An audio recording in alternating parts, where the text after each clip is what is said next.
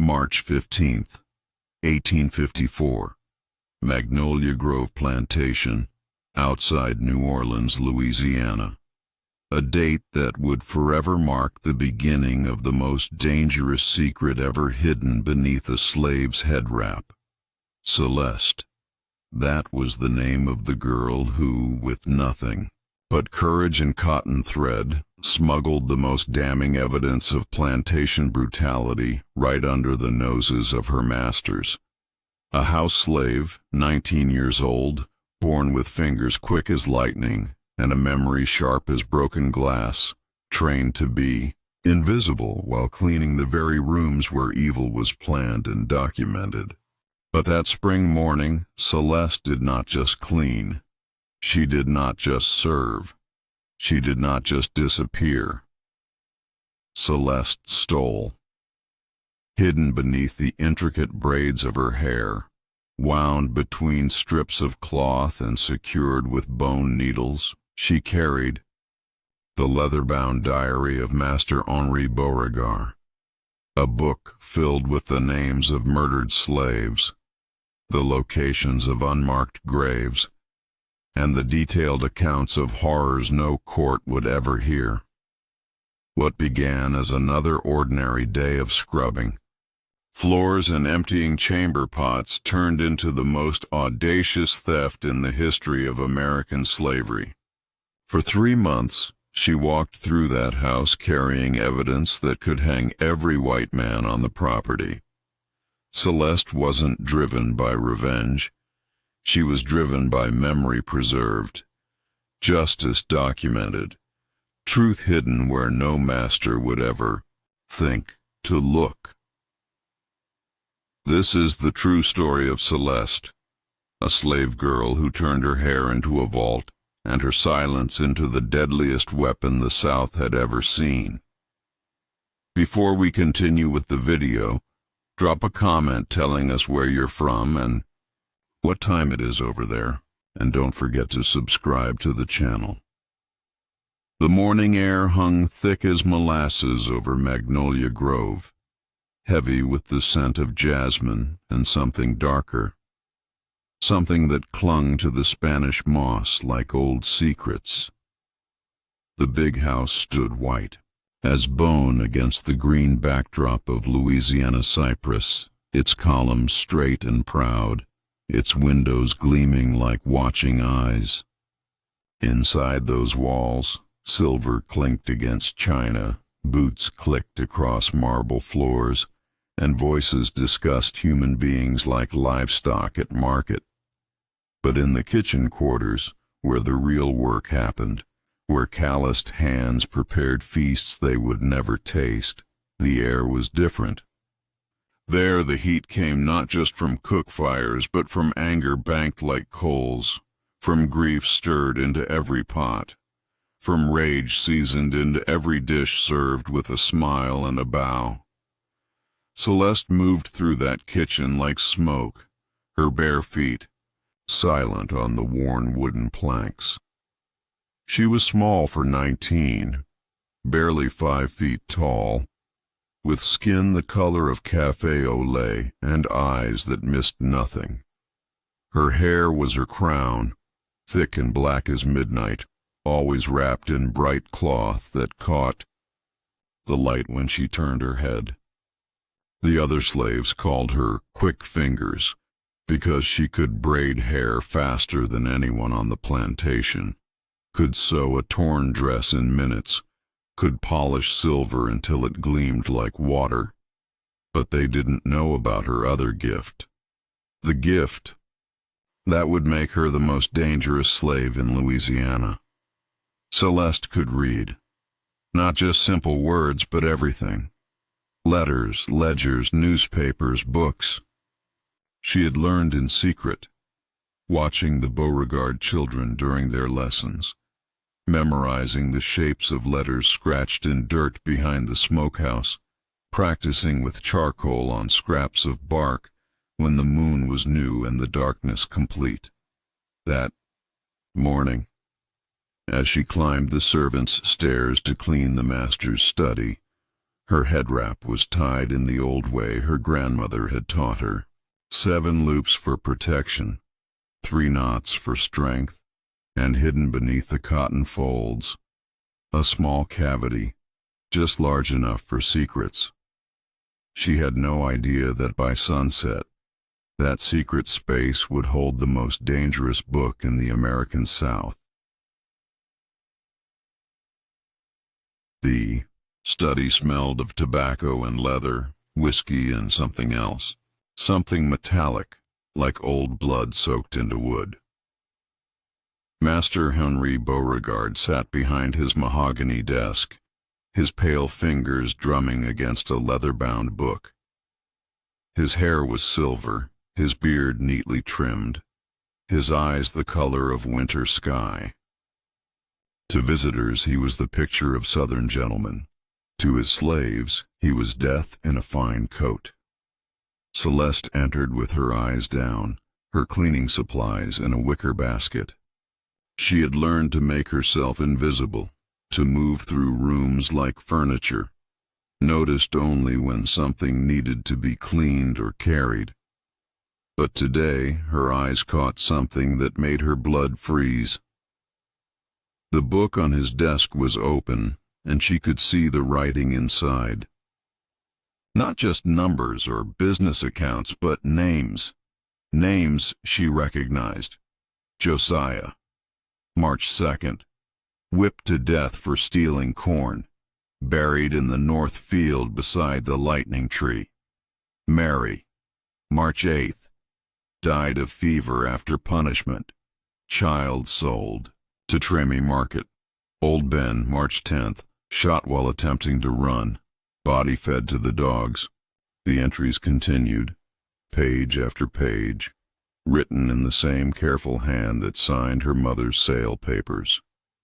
Master Beauregard was keeping a record, not of profits or losses, but of murders. A detailed account of every slave killed on Magnolia Grove, complete with methods, dates, and disposal instructions.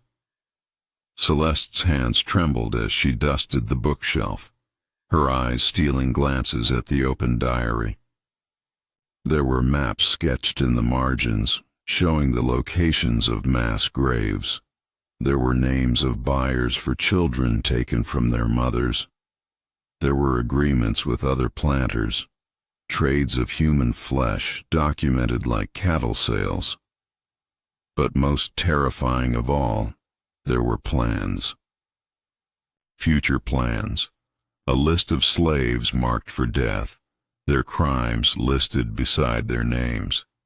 Too smart, teaches others to read, remembers too much, asks questions. Her own name was there, third from the top. Celeste, house slave, 19 years. Suspicious behavior, watches too closely, dispose of quietly after spring planting. Master Beauregard rose from his chair, stretching like a cat in the morning sun. He walked to the window, his back to her, and spoke without turning around. Celeste, I'll be taking my afternoon walk soon. See that the study is properly cleaned while I'm gone. Pay special attention to the desk area. Her voice came out steady, though her heart hammered against her ribs. Yes, Master Beauregard. He left the room, his boots echoing down the hallway. The moment his footsteps faded, Celeste moved like lightning. The diary still lay open on the desk, its leather binding soft with age and handling. She could see more names, more entries, more evidence of horrors that would make the devil himself weep. She had perhaps 20 minutes before he returned. 20 minutes to make a decision that would either save lives or end her own. Her grandmother's voice whispered in her memory, "Child, sometimes the spirits put things in your path not to tempt you, but to test you. The question ain't whether you can do something. The question is whether you got the courage to do what's right." Celeste reached for the diary with shaking hands. It was heavier than she expected, thick with pages of death and documentation. She flipped through quickly, her reading skills allowing her to grasp the full scope of Master Beauregard's crimes. This wasn't just a record of plantation discipline. This was evidence of systematic murder, torture, and human trafficking that stretched back 5 years. But how could she expose it? She couldn't take it to the authorities. They were all friends of the Beauregard family. She couldn't hide it in the quarters. Searches happened regularly. She couldn't bury it. The ground was too wet, and the evidence would rot. Then her hand went to her head wrap, and she remembered her grandmother's stories about the old country, about women who hid messages in their hair during wars and famines, about braids that carried more than decoration, but secrets that could topple kingdoms. Her fingers worked quickly, untying her head wrap and exposing the elaborate braids beneath. Her hair was thick and long, twisted into patterns that created small spaces and hidden pockets. She had been preparing for this moment without knowing it, practicing techniques passed down through generations of women who understood that sometimes the most dangerous place to hide something was in plain sight. The diary was too large to hide in one piece, but Celeste had an idea that would have made her grandmother proud. She began carefully tearing pages from the book, her heart pounding with each rip of paper. She folded each page small, wrapping them in thin strips of cloth torn from her undergarments. Then, with the skill of someone who had been braiding hair since childhood, she began weaving the evidence into her very scalp. Each braid became a hiding place. Each twist of hair concealed another page of horror. The leather cover she flattened and shaped, sliding it between layers of cloth wrapped around her skull. The metal clasps she tucked behind her ears, hidden by carefully arranged curls. When Master Beauregard's footsteps echoed in the hallway again, Celeste was standing innocently by the bookshelf, her head wrap retied in its usual pattern. The desk was clean, the chair pushed in, and to all appearances nothing had been disturbed. He entered the room and immediately went to his desk, his eyes scanning the surface. The diary was gone. His face went white, then red, then a shade of purple that spoke of barely controlled rage. "Where is it?" he whispered, his voice deadly quiet. Celeste looked up from her dusting, her face a mask of innocent confusion. "Where is what, master?" "My book. The leather book that was on this desk. I ain't seen no book, master. I just cleaned like you told. Me too." His eyes narrowed, studying her face for any sign of deception. But Celeste had learned long ago how to hide her thoughts behind a mask of servility. Her face showed nothing but the mild confusion of a slave who knew nothing about her master's business. "Search her," he barked to the overseer who had appeared in the doorway.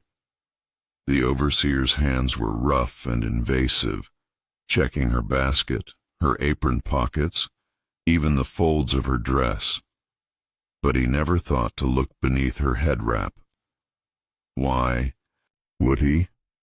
Hair was hair, decoration was decoration, and the idea that a slave could hide something so significant in such an obvious place was beyond his imagination. "Nothing, master," the overseer reported. Master Beauregard's eyes remained fixed on Celeste, suspicion radiating from him like heat from a forge. "Lock down the plantation.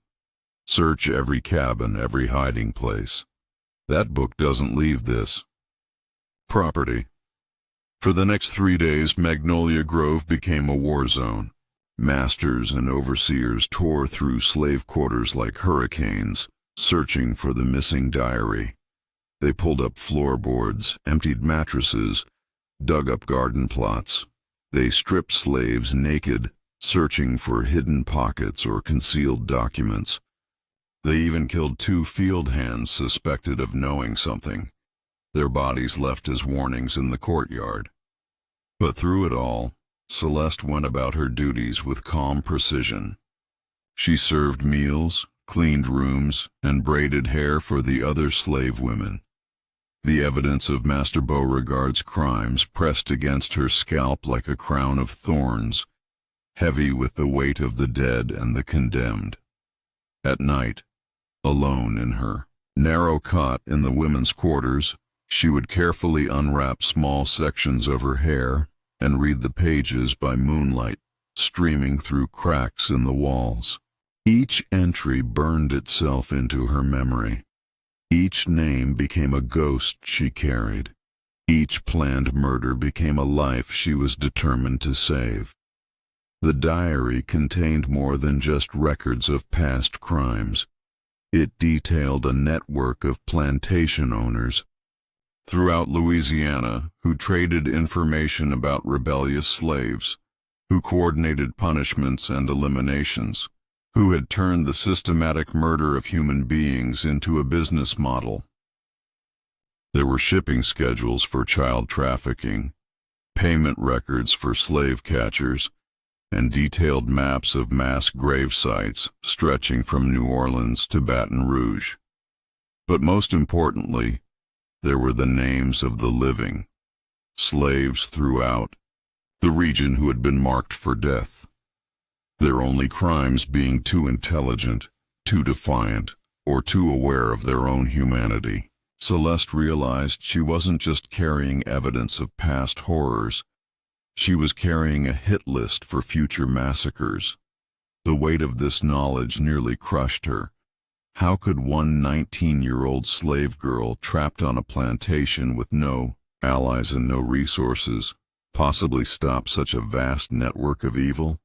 The answer came to her in a dream, a vision of her grandmother's hands weaving more than just hair, weaving hope itself into patterns that could hold secrets until the right moment came to reveal them. She began to plan, not an escape. That would be suicide. Not a rebellion. That would be slaughter. But something more subtle, more dangerous, more devastating than either. She would become a walking archive, a living testimony, a secret weapon hidden in plain sight until the moment was right to strike. The morning after the failed search, Master Beauregard called her to his study again. This time his demeanor was different. Less rage, more calculation. He studied her face with the intensity of a man trying to read smoke. "Celeste," he said, his voice deceptively gentle. "You've been with us for how long?" "Since I was 12, Master." 7 years. 7 years, and in all that time you've been reliable." "Yes, Master." "Trustworthy." "Yes, Master." "Invisible." The word hung in the air between them like a blade. Celeste felt the pages rustle against her scalp, the weight of evidence pressing down like a physical burden. "Yes, Master." He smiled then, but it was the smile of a snake preparing to strike.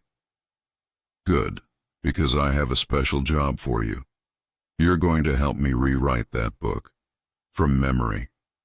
Her blood turned to ice, but her face remained perfectly composed. "I don't understand, Master." "Of course you don't. How could you? You can't even read." He laughed, the sound like breaking glass. "But you have good eyes, Celeste. You notice things. You remember faces. You've been in this house long enough to have seen situations. I want you to help me remember names, dates, incidents that might have been mishandled. It was a trap. He suspected her, but he couldn't prove it. So he was testing her, seeing if she would reveal knowledge she shouldn't possess. If she helped him recreate the diary, she would be signing death warrants. If she refused, she would be signing her own. "I'll do my best to help, Master," she said, her voice steady as stone. "Excellent. We'll start tomorrow. For now, continue your duties." "And Celeste?" His eyes bored into hers. "I want you to think very carefully about everything you might have seen or heard in this house. Everything. Because memory is a precious thing, and I wouldn't want any of it to be wasted." That night, Celeste made a decision that would change the course of her life and the lives of hundreds of other slaves. She couldn't wait for the perfect moment to reveal the diary's contents. The perfect moment was now, before Master Beauregard could recreate his records, and before more names could be added to his list of the condemned.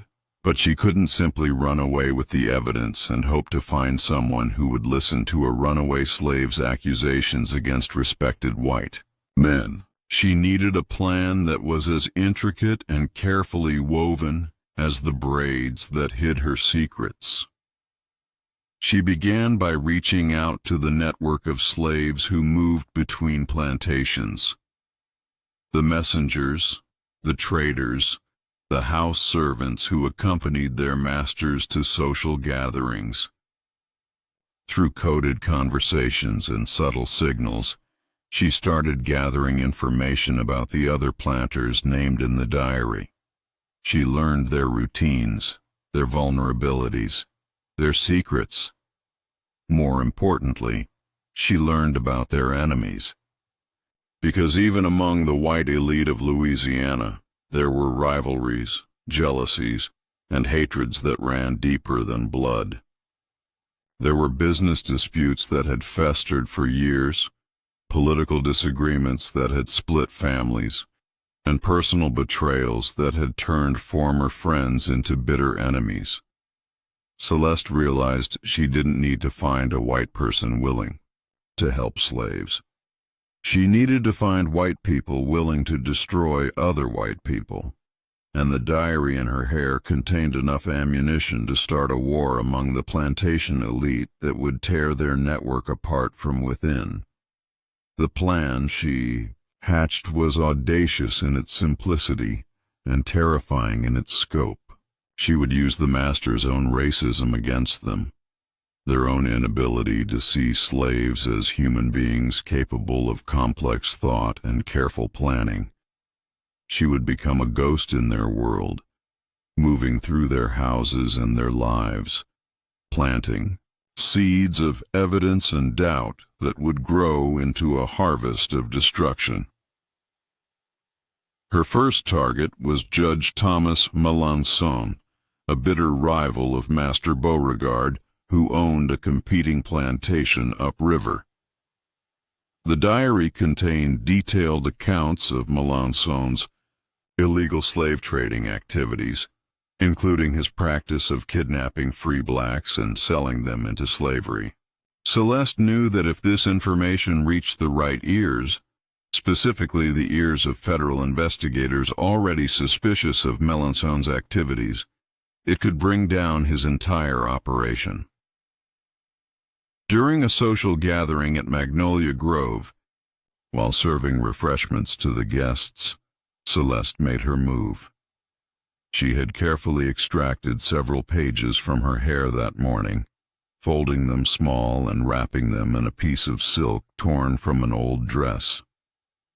As she served Judge Melanson his whiskey, she deftly slipped the package into his coat pocket, her movements so quick and natural that even the most observant eye would have seen nothing more than a servant adjusting a gentleman's jacket. But she had also slipped a note, written in her careful hand and disguised to look like the writing of one of Melanson's enemies. The note simply said, "You are not the only one who keeps records. Check your pocket." A friend. Within a week, Judge Melanson had turned the evidence over to federal authorities, claiming he had received it from an anonymous source concerned about corruption among Louisiana planters. The investigation that followed swept through the region like wildfire, and Master Beauregard found himself under scrutiny he couldn't explain or escape. But Celeste was just getting started. She had identified 12 plantation owners named in the diary, and she began a campaign of strategic evidence distribution that would have impressed military generals. Each piece of information was carefully chosen and precisely placed to maximize damage while minimizing the chance of discovery. She used laundry day visits to other plantations to plant evidence in the homes of Master Beauregard's associates. She used church gatherings to slip damning pages into the pockets of powerful men. She used market days to leave carefully wrapped packages where they would be found by the right people at the right time. With each successful placement, the network of corruption began to unravel. Plantation owners turned on each other, each trying to save himself by exposing the crimes of his former allies. Investigators found mass grave sites. Slave traders were arrested. Children were returned to their families. And through it all, Celeste continued her daily routine at Magnolia Grove, her hair concealing the remaining evidence, her face showing nothing but the humble expression of a servant doing her duties. Master Beauregard grew increasingly paranoid and desperate, but he never suspected that his downfall was walking through his house every day, carrying his secrets in the one place he would never think to look. The most dangerous moment came when she was summoned to help with the recreation of the diary. Master Beauregard sat her down in his study and began asking detailed questions about slaves who had disappeared over the years, trying to trick her into revealing knowledge she shouldn't possess. "Do you remember old Samuel?" he asked, watching her face carefully. Samuel had been the first name in the diary, murdered 3 years earlier for teaching children to count. Celeste had read his entry dozens of times, could recite it from memory, but she arranged her features into a look of mild confusion. "Old Samuel who worked in the stables? I remember he was here, then he wasn't. Master told us he was sold to a plantation in Mississippi. Did he ever talk to you about anything unusual?" "No, Master." Samuel mostly kept to himself, did his work, minded his business. "And you never saw him do anything inappropriate? Anything that might have required correction?" The word correction made her skin crawl, but she kept her voice steady. "No, Master. Like I said, he minded his business." Master Beauregard made notes in a new ledger, frustrated by her apparent ignorance. What he didn't know was that with each question, Celeste was learning more about his methods and his plans. She was gathering intelligence even as she pretended to be ignorant, adding to her mental catalog of his crimes. The session lasted 3 hours, with Master Beauregard asking about dozens of slaves who had disappeared over the years. With each name, Celeste felt the weight of the evidence in her hair, the rustling of pages that told the true story of their fates. But she never let her knowledge show, never gave him the satisfaction of seeing her break. When it was over, he dismissed her with obvious disappointment. "You may go, Celeste, but think carefully about what we discussed. Sometimes details come back to us when we're not trying so hard to remember." "Yes, Master. I'll think on it." That night she carefully removed another set of pages from her hair and prepared them for distribution. These pages contained the most damning evidence yet, detailed accounts of child trafficking that would horrify even the most hardened investigators. She wrapped them carefully and prepared for the most dangerous mission yet. The target was Master Beauregard himself. Not to expose him directly, that would be too obvious and too dangerous. Instead, she would use his own paranoia against him, making him believe that his former allies were betraying him to save themselves. She forged a letter in the handwriting of Colonel James Thibodeau, one of Master Beauregard's closest associates. The letter claimed that federal investigators had offered Thibodeau immunity in exchange for information about the slave-killing network, and that he was planning to turn over his own records to save his plantation. The letter was a masterpiece of psychological manipulation, designed to drive Master Beauregard into exactly the kind of desperate action that would expose him completely. She slipped it under his study door in the early hours of morning, then waited to see if her trap would work. It worked better than she had dared hope. Within hours of finding the letter, Master Beauregard was riding hard toward Thibodeau's plantation, carrying a pistol and demanding an explanation. The confrontation that followed was witnessed by dozens of people, including several federal investigators who happened to be in the area. Master Beauregard accused Thibodeau of betrayal, waving the forged letter as evidence. Thibodeau, genuinely confused and increasingly angry, denied everything. The argument escalated into a physical fight that ended with both men under arrest and investigators more interested than ever in the network they had stumbled into. But Celeste's greatest triumph was yet to come. Hidden in her hair was the original cover of the diary, the piece that would tie all the scattered evidence together and provide investigators with the proof they needed to unravel the entire conspiracy.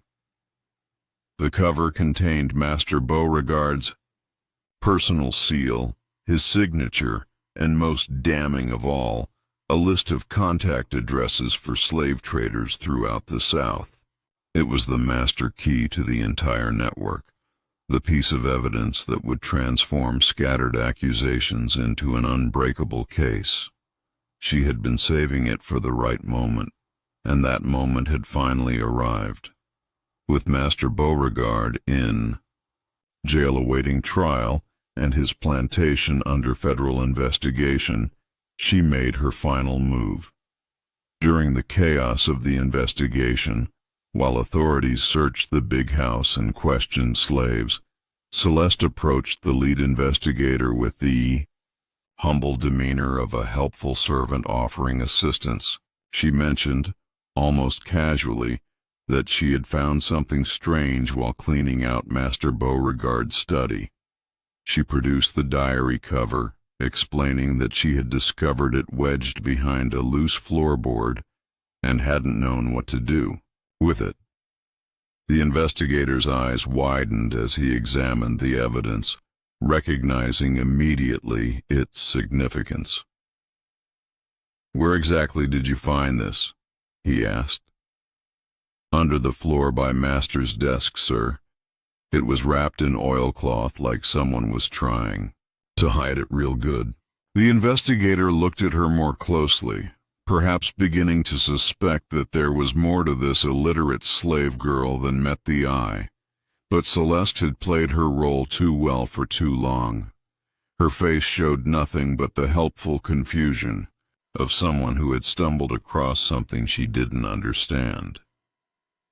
"Did you see anything else? Any other papers or books?" "No, sir. Just that one piece, but—" She hesitated, as if unsure whether to continue. "But what?" "Well, sir, I've been cleaning that study for years, and I never seen that loose board before. Like maybe somebody was in there recent digging around trying to hide something, or maybe trying to find something that was already hid." It was the perfect suggestion, planting the idea that Master Beauregard had been desperately trying to conceal evidence, possibly destroying documents and hiding what he couldn't destroy.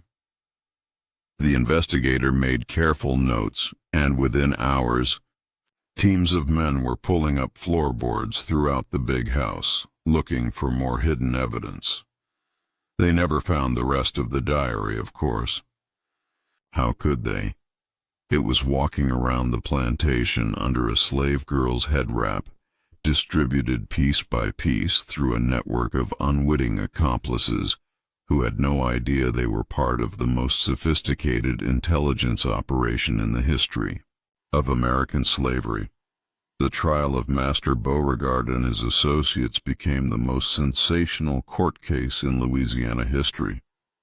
The evidence seemed to come from everywhere. Anonymous tips, mysterious packages, documents discovered in the most unlikely places. Investigators followed trails that led them deeper and deeper into a network of corruption and murder that shocked even the most cynical observers. Master Beauregard himself seemed bewildered by the scope of the evidence against him. In his desperate testimony, he kept insisting that someone had stolen his private records and was using them to frame him. He was technically correct, but no one believed him. After all, what kind of criminal would be stupid enough to keep detailed records of his own crimes?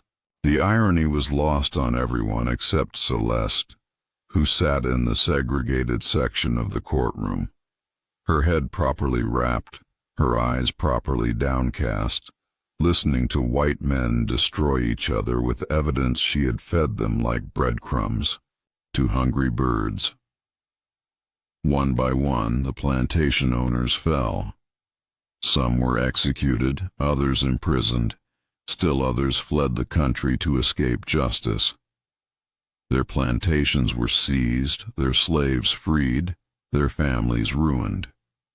The network that had operated with impunity for years was completely dismantled in a matter of months, and at the center of it all, unrecognized and unacknowledged, was a 19-year-old slave girl whose greatest weapon had been the one thing her masters could never take away from her: her mind. The final pages hidden in her hair contained the names of slaves who had been marked for death but not yet killed. Using the same techniques she had perfected over months of evidence distribution, Celeste made sure this information reached people who could act on it. Anonymous warnings were delivered to potential victims, giving them chances to escape or hide. Sympathetic whites received mysterious tips about planned murders, allowing them to intervene. Of the 47 slaves whose names appeared on Master Beauregard's death list, 43 survived to see freedom. They never knew who had saved them, never suspected that their deliverance had come from a girl who carried their salvation in her hair, like a crown of thorns transformed into a crown of glory. When emancipation came, Celeste was one of thousands of former slaves struggling to build new lives in a world that still saw them as less than human. But she carried with her knowledge and skills that set her apart. She could read and write at a college level, having taught herself from stolen books and overheard lessons. She understood the legal system from having watched it work from the inside. Most importantly, she understood the power of information and the art of strategic thinking.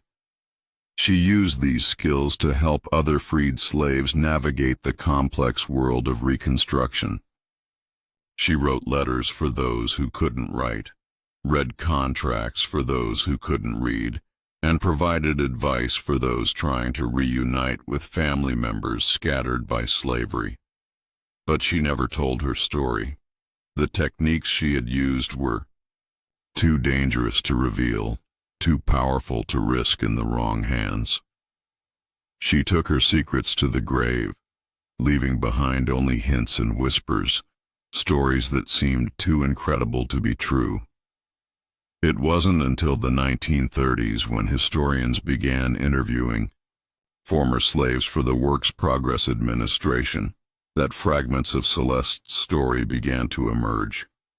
Old people remembered a house slave at Magnolia Grove who had seemed to know things she shouldn't know, who had warned people about dangers they couldn't see, who had disappeared right after the plantation master's arrest. But even then, no one put together the full scope of what she had accomplished. How could they? The idea that a teenage slave girl could single-handedly bring down a network of murderous plantation owners seemed like the stuff of legend, not history. The truth was, buried deeper than any mass grave, hidden more carefully than any treasure, it lived on only in whispered stories passed down through families, in coded songs sung in church choirs, in the way certain women braided their daughters' hair with extra care and attention, as if the patterns themselves carried secret meanings. Modern. Historians have tried to piece together the story of the Louisiana slave-killing network and its mysterious downfall. They have traced the evidence trails, studied the court records, interviewed descendants of both victims and perpetrators, but they have never solved the central mystery. How did so much incriminating evidence surface so quickly and so strategically? Some have theorized about unknown white abolitionists working behind the scenes. Others have suggested that the network was brought down by rivalries among the plantation owners themselves.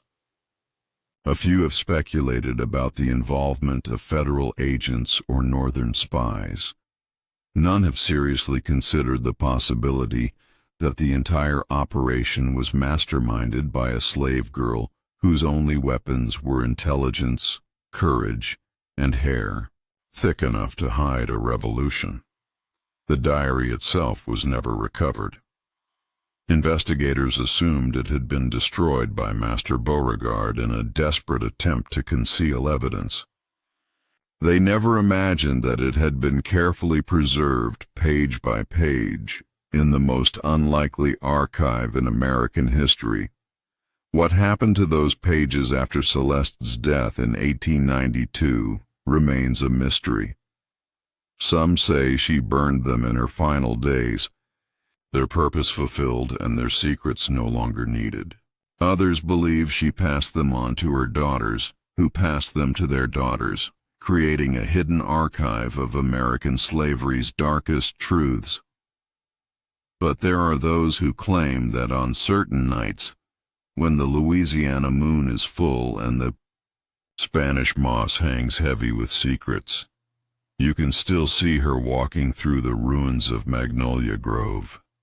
Her head wrap gleams in the moonlight, her steps are silent on the broken ground, and her eyes hold the weight of justice too long delayed, but never forgotten. They say she still carries the evidence, still guards the truth, still watches over those who suffer in silence, and that if you know the right patterns, the right words, the right way to wrap cloth around truth and courage, she might teach you how to hide revolution in the most unlikely places.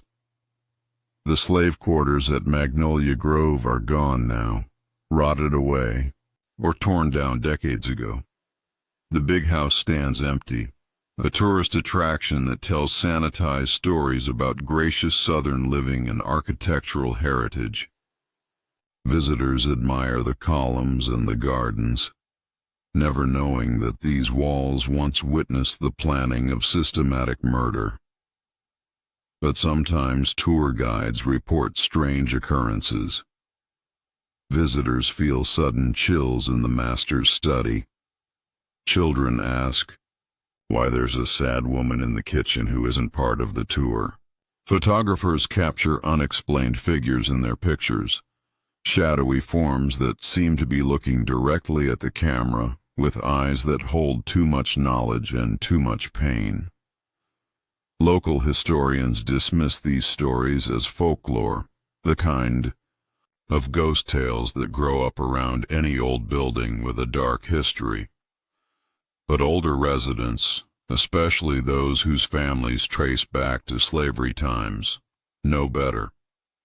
They recognize the signs, the patterns, the way truth has of surfacing when you least expect it. They know that some secrets are too powerful to stay buried, some stories too important to remain untold. And they know that sometimes justice comes not with armies or laws or grand proclamations, but with the quiet courage of one person willing to carry the weight of truth until the moment is right to set it free. Celeste's story spread through the underground networks of resistance that connected enslaved communities throughout the South. Her name became a code word, a symbol of hope for those who felt powerless against overwhelming evil. Remember Celeste became a whispered reminder that intelligence and courage could triumph over brutality and oppression. Young women throughout Louisiana began experimenting with elaborate hairstyles, not just for beauty, but for practicality. They learned to create hidden spaces in their braids, small pockets that could conceal messages, money, or precious objects. The techniques spread from plantation to plantation, carried by slaves who traveled with their masters or by those brave enough to risk everything for clandestine meetings. What had started as one girl's desperate improvisation became a sophisticated communication network. Love letters traveled hidden in hair between separated families. Maps to safe houses were braided into the heads of potential runaways. Even weapons, small knives, pieces of broken glass, vials of poison, found their way into the elaborate architecture of slave women's hair. The masters noticed the trend but dismissed it as typical feminine vanity. They saw elaborate hairstyles as proof of their slaves' contentment, evidence that their family members were happy enough to spend time on personal grooming. The irony was lost on them completely. They were looking directly at a revolutionary network and seeing only decoration. But the network was more than just a means of hiding contraband. It became a way of preserving memory, of keeping alive the stories that the masters wanted forgotten. Each braid pattern told a story. Each twist of hair held a name. Each carefully woven section remembered a person, a place, a moment of resistance that would otherwise be lost to history. Mothers taught daughters not just how to style their hair, but how to read the patterns, how to decode the messages, how to add their own stories to the growing archive of resistance. The very act of getting one's hair braided became a form of communion, a sacred ritual where information was shared, plans were made, and the bonds of community were strengthened. The plantation owners never understood what they were seeing. To them, slave women gathering to braid each other's hair was just another example of primitive behavior, a waste of time that could have been spent on productive labor. They never realized they were witnessing the creation of one of the most sophisticated intelligence networks in American history. The network outlasted slavery itself. During Reconstruction, when former slaves were struggling to reunite with lost family members, the hair-braiding networks became crucial sources of information. Women who had learned to read patterns in hair could trace connections across hundreds of miles, helping people find children who had been sold, parents who had been separated, siblings who had been scattered to the winds. The patterns evolved, becoming more complex and more subtle. What had begun as simple hiding places became elaborate codes that could convey detailed information about people, places, and events. A trained reader could look at a woman's hair and know where she had been, who she had talked to, what messages she carried, and what dangers she might face. But as the generations passed and the immediate dangers of slavery faded, the knowledge began to disappear. The elaborate patterns were simplified, the hidden meanings forgotten. What remained was just the beauty, the artistry, the cultural tradition of intricate African hairstyles adapted to American circumstances. By the early 20th century, most people had forgotten that their grandmothers' hairstyles had once been weapons of war, tools of resistance, archives of suppressed history. The knowledge survived only in fragments. Old women who still insisted on certain patterns, young girls who were taught traditional styles without being told why they mattered, families who maintained customs they no longer fully understood. It wasn't until the Civil Rights era, when African Americans began reclaiming their cultural heritage and celebrating their history of resistance, that scholars started to piece together the true significance of slave-era hairstyles. They discovered that what they had dismissed as mere fashion had actually been a form of coded communication more sophisticated than anything used by formal intelligence agencies. The revelation changed how historians understood slave resistance. It showed that the enslaved community had been far more organized, far more capable of strategic thinking, and far more successful at covert operations than anyone had previously imagined. It proved that resistance had taken forms so subtle and so clever that even sympathetic observers had missed them completely. But at the center of all these discoveries was still the mystery of Celeste and her hidden diary. Her story had become legend, told and retold until it was impossible to separate fact from folklore. Some versions made her a conjure woman with supernatural powers. Others turned her into a spy working for the Underground Railroad. Still others claimed she had been a free woman posing as a slave to gather intelligence for Northern abolitionists. The truth was both simpler and more remarkable than any of the legends. She had been exactly what she appeared to be, a teenage slave girl with quick fingers and a quick mind, who had stumbled upon evidence of unimaginable evil and had found the courage to act on what she knew. Her weapons had been the most basic tools of human survival: intelligence, creativity, and determination. She had used her master's own prejudices against them, hiding in plain sight while systematically destroying their network of murder and corruption. She had proved that revolution didn't always require armies or weapons or grand gestures. Sometimes it required nothing more than one person willing to carry the weight of truth until the moment was right to set it free. The diary that once lived in her hair had done more than just bring criminals to justice. It had shown that the enslaved community was capable of sophisticated resistance, that women could be warriors in ways their enemies never imagined, and that the most dangerous secrets were sometimes hidden in the most unlikely places. Her legacy lived on not just in the lives she had saved or the network she had destroyed, but in the knowledge she had proved. That power could be overcome by intelligence, that oppression could be defeated by strategy, and that sometimes the greatest victories were won not by those who shouted the loudest, but by those who planned the most carefully. Today, when young women braid their hair in complex patterns, They are often unknowingly participating in a tradition that stretches back to the most dangerous secret ever hidden beneath a slave's head wrap.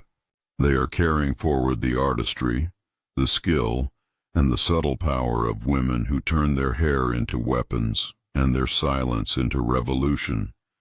And somewhere in Louisiana, in the ruins of plantations long since reclaimed by the swamp, the wind still whispers through Spanish moss that remembers everything. It remembers the girl who walked through those halls carrying justice in her hair. It remembers the masters who fell because they never imagined that their greatest enemy might be hiding in plain sight. It remembers the truth that no amount of time or silence can ever completely bury. The story of Celeste reminds us that history's greatest heroes are often its most invisible ones. They are the people who work in shadows, who fight with patience instead of passion, who understand that sometimes the most effective resistance is the kind that looks like compliance until the moment it strikes. Her name may not appear in history books, her grave may not be marked with monuments, but her spirit lives on in everyone who has ever hidden strength behind a mask of vulnerability, who has ever turned oppression's tools against oppression itself, who has ever proved that the most dangerous weapon in the world is a mind that refuses to be enslaved. If this story moved something in your soul, it's because her truth echoes through time. If you carry in your blood the memory of those who survived by thinking faster than their enemies could plan, if you know that resistance takes many forms and the quietest ones are often the most deadly, then you carry part of Celeste's legacy. Subscribe to this channel. Share this story. Make sure that the girl who hid revolution in her hair is never forgotten, because her courage lit a fire that still burns in the hearts of everyone who refuses to accept injustice as inevitable. The masters thought they could kill the truth by killing the truth-tellers. They were wrong. The truth was braided into the very fabric of resistance, woven so deep into the culture of survival that no amount of violence could root it out. Celeste proved that sometimes the most powerful thing you can do is remember everything. Hide it carefully and wait for the right moment to make sure the world remembers too.